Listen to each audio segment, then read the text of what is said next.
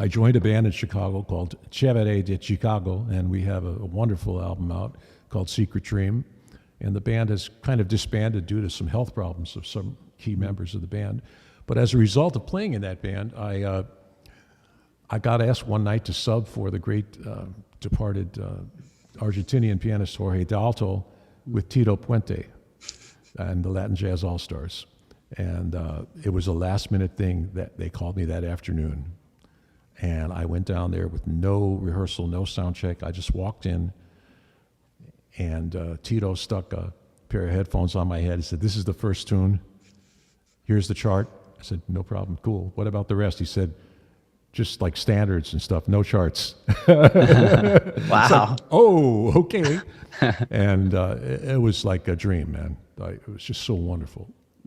And because I had been recommended very highly by certain people in Chicago, and his tour manager called me.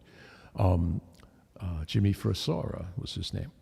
And in the band was one of my absolute favorite musicians who I had dreamed about playing with, Paquito de Rivera. And so that's how I ended up playing with Paquito. He hired me to play piano with him after I sat in with him at I could tell the story. It's so funny.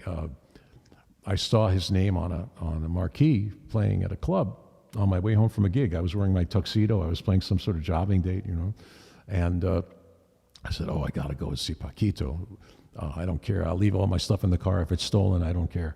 I just brought my harmonicas with me. I wonder if he's going to remember me, So I walk in. I'm at the back door of the club, and they're all playing their set.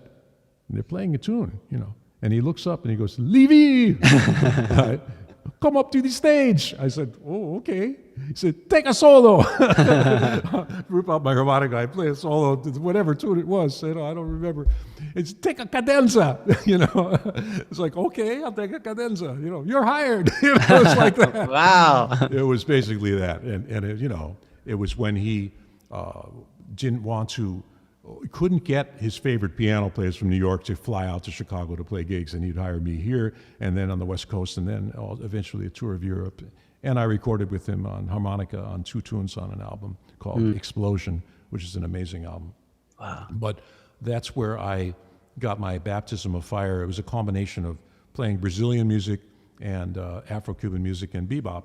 And, at the heart of Cuban music and Puerto Rican music, salsa, Afro-Cuban music, is the thing called the clave, which is a rhythm played on these sticks called the claves.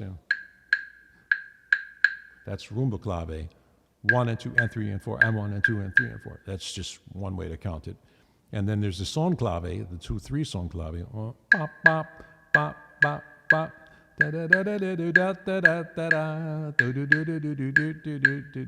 It, depending on which type of melody you're playing, the clave will either start on bop, bop, bop, bop, bop, or here, bop, bop, bop.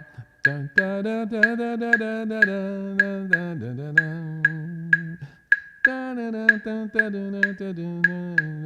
it'll flip around. The clave never changes. If there's a 7-bar phrase, the clave flips from 2/3 to 3/2 or 3/2 to 2/3. And there's all these interlocking parts that go along with it. And this became a fascination for me. It was like kind of like a machine, like a technology. So, you have the clave, and then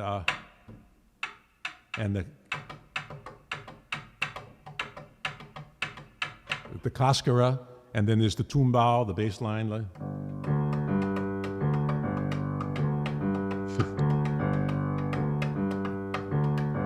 That's on 1 and 2 and 3 and 4, and 1 and 2 and 3 and 4. So the whole Latin jazz thing, we would always open in the old days with Paquito with All the Things You Are, written by Jerome Kern, of course, Jewish composer.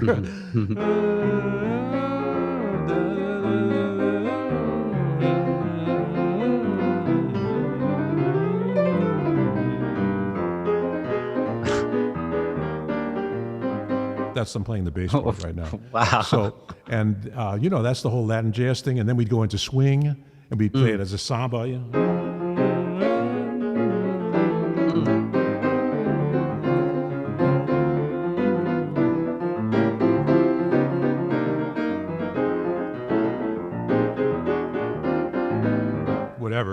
And that's one of the reasons he hired me, is that I could play very well in all those three styles, which was the styles he liked.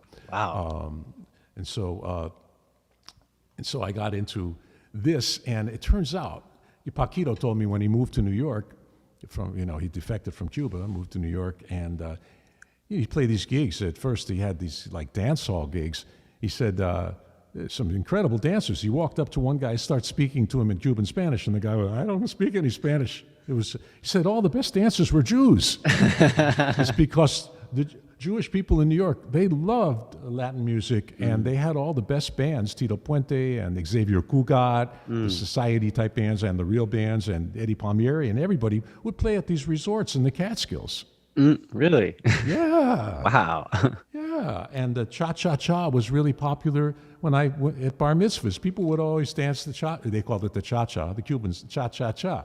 It was very popular among Jewish people in New York.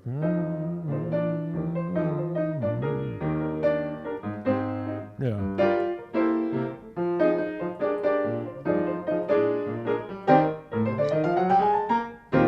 You know.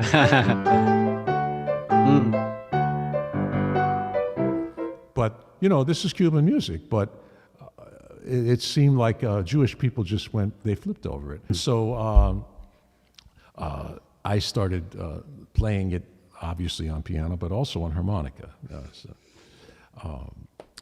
So you can play some montunos.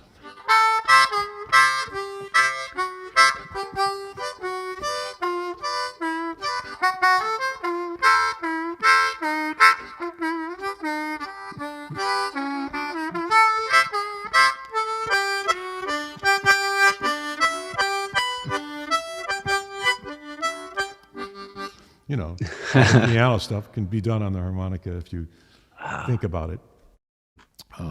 That's another subject we'll get to later. We hope you enjoyed today's episode and hope that you'll join us back here next week. As a nonprofit, we can only afford to put on great programming like this thanks to your support. Please visit neranenaharts.org for more information and to learn how to get involved.